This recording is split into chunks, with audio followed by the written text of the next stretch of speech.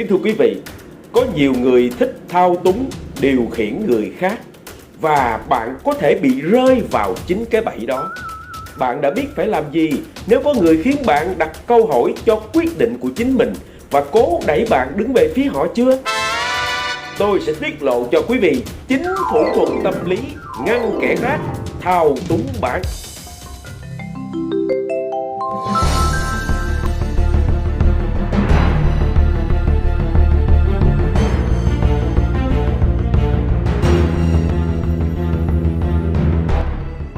Và sau đây, 9 thủ thuật tâm lý ngăn kẻ khác thao túng bạn. 1. Không chịu ơn người khác.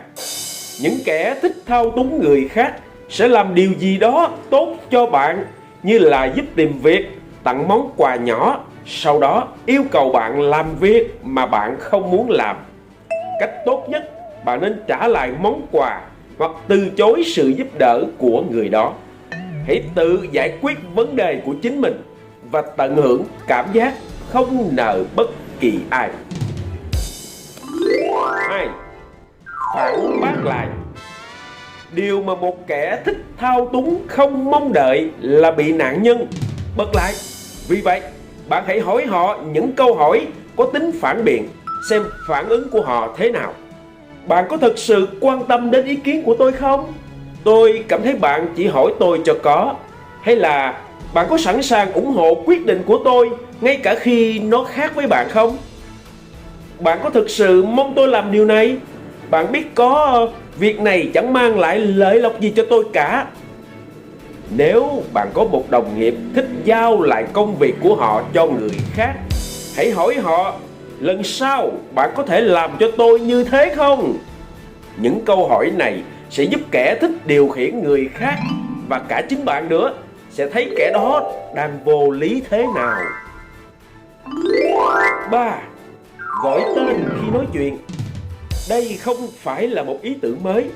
Cuốn sách Đắc Nhân Tâm xuất bản năm 1936 của tác giả Dale Carnegie đã nói về tầm quan trọng của việc gọi tên trong lúc giao tiếp.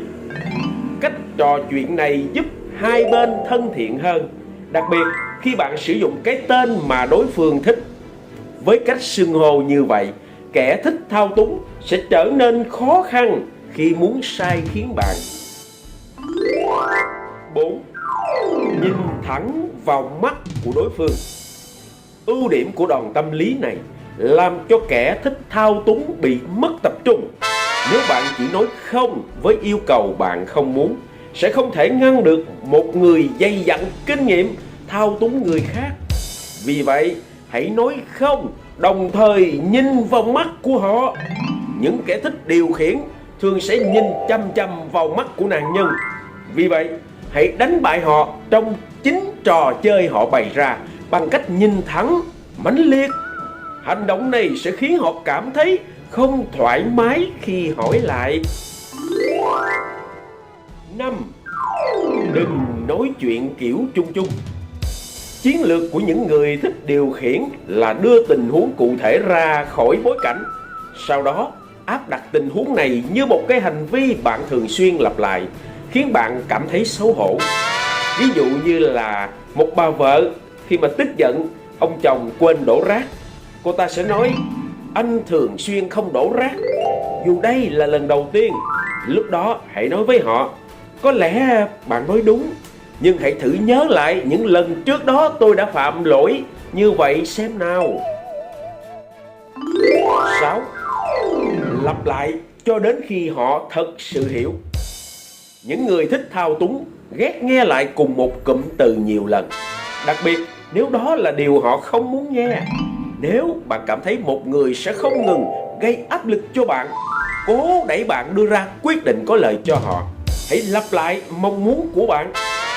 Nhấn mạnh vào điều cần nói và lặp lại trong nhiều lần sẽ khiến đối phương nhanh chóng từ bỏ ý định thao túng bạn.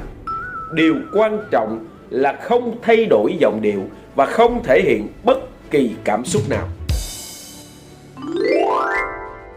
7. Đánh lạc hướng bản thân và thư giãn. Có một mẹo khác giúp bạn giải quyết tình huống một cách dễ dàng và hài hước. Hãy tưởng tượng có một cái bể cá khổng lồ như những cái bức tường dày giữa bạn và người thích thao túng. Âm thanh không thể đi qua cái bể cá này, nên bạn chỉ thấy đôi môi của người đối diện chuyển động mà thôi.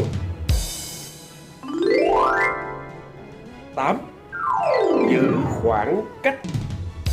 Những kẻ thao túng thích tấn công không gian riêng tư của người khác. Nếu họ đến quá gần bạn, chạm tay vào bạn, vỗ lưng bạn, hãy lùi lại vài bước để tránh những tiếp xúc. Nếu khó khăn khi từ chối trực tiếp một lời đề nghị, bạn có thể yêu cầu trao đổi qua văn bản.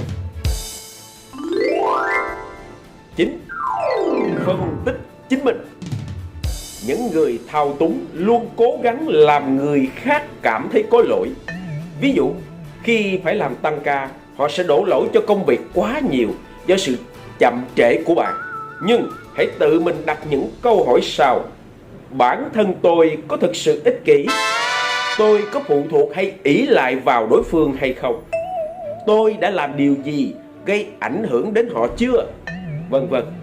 Khi đã trả lời hết những câu hỏi của bản thân, nhưng bạn vẫn chưa tìm thấy điều mà khiến mình cảm thấy có lỗi, hãy bỏ qua những lời than trách vô lý kia. Kính thưa quý vị, phần chia sẻ của tôi đến đây là hết. Nếu quý vị thấy hay, hãy bấm like và nhớ chia sẻ gieo hạt cho nhiều người được biết. Quan trọng, nhớ bấm đăng ký kênh và nhấn vào chuông thông báo để sớm nhận tiếp những bài sau này của tôi. Quý vị cũng cho tôi biết ý kiến về chủ đề này nó như thế nào.